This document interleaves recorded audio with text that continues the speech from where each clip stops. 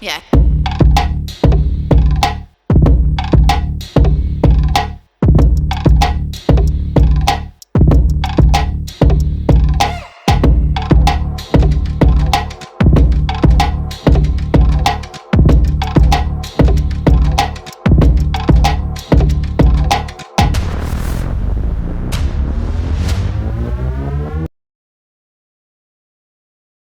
Greetings, everyone, and welcome to this world. And today we are taking a closer look at the Government of National Unity, the GNU. Some call it a coalition, but there is a gentleman here today from a channel called The Middle Nation who is calling it the government of neoliberal unity. And remember that we are all entitled to our opinions. Today, I would like us to play a video, and the narrator on this video is taking a look at the relationship between Africa and the West. When we do that, there is a point from where we have to begin. You begin with the recognition that the stance of the West towards Africa is entrenched. That is their attitude, their habit, their belief is firmly or long or well established and unchanged. That the status quo of subordination and exploitation will always be the policy priority for the West, which they will pursue by any means necessary. What means they will employ will be determined by the viability of their options at any given circumstances. They will use violence when violence is viable, or other means like manipulation, economic coercion, through debt, or by meddling on domestic politics, and so on. But let's take a listen now on the video and hear what you think. That's where you have to begin. You begin with the recognition that the stance of the West towards Africa is entrenched and unchanging, that the status quo of subordination and exploitation will always be a policy priority for the West, which they will pursue by any and every means. And what means they will employ will be determined by the viability in any given circumstances. They'll do it by violence when that's viable, and by other means when violence is not viable, by means of manipulation and economic coercion, through debt, financial aid or the promise of financial aid, or by tampering in domestic politics and elections and so on. And of course, as colonization and imperialism have always done, they will utilize local agents and collaborators to act on their behalf. Well, that brings us to the Democratic Alliance, which is a radically neoliberal, Western-aligned elitist political party of colonizer collaborators. The DA has received funding from, among others, the National Endowment for Democracy, which is regarded correctly as a wing of the CIA. They've received funding from the Konrad Adenauer Foundation, the Friedrich Naumann Foundation, the Open Society Foundation of George Soros, which has a long history of involvement in backing so-called color revolutions. And they've received funding from the Atlantic Council. Now, all of these institutions are advocates of neoliberalism, and they all serve the interests of Western private sector power. The DA has a close relationship with the Israeli and the British governments, and an extremely close relationship with the Americans. They frequently consult at the American Embassy in South Africa.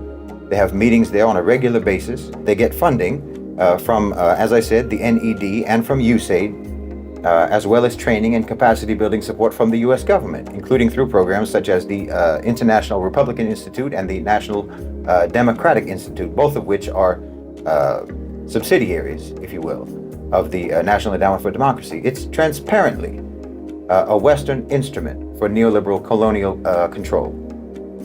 And I don't think that there's any reason to not view the DA as a hostile actor in South Africa. Because to be advocating for neoliberal policies in South Africa today, you have to be either insane or insidious. You have to either not understand the devastating impact that these policies have had on the society and on the economy for the last 30 years, or you have to want that devastation, which means that you are either too incompetent to lead the society, or you're too contemptuous of the society to be given leadership. But here we are.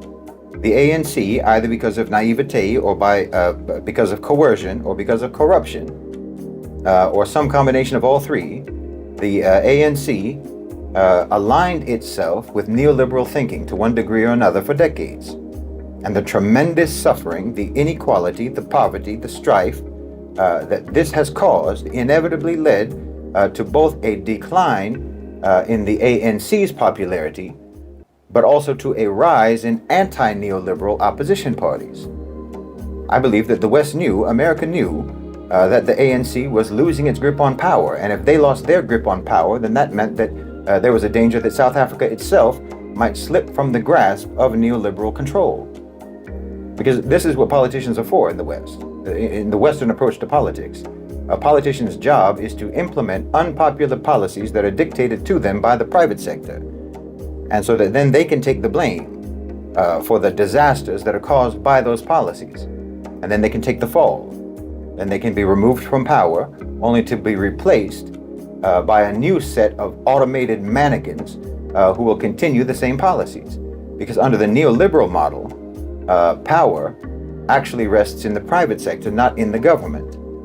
Politicians are just decoys to divert attention away from the unelected owners and controllers of global financialized capital who remain unaccountable, but who remain in charge, even as politicians come and go. But the problem in South Africa is that there are parties vying for power who actually genuinely oppose neoliberalism and who approach politics and governance from a position of principle. So the West needed to ensure that their interests would prevail. And they threw their support, therefore, behind the DA to infiltrate the government, ironically, to prevent regime change in South Africa, which is the opposite of what they normally do. And now you have the DA, which is so radically neoliberal that they make the ANC's neoliberalism look moderate. You see, this is how you shift the center of gravity of political discourse to the right.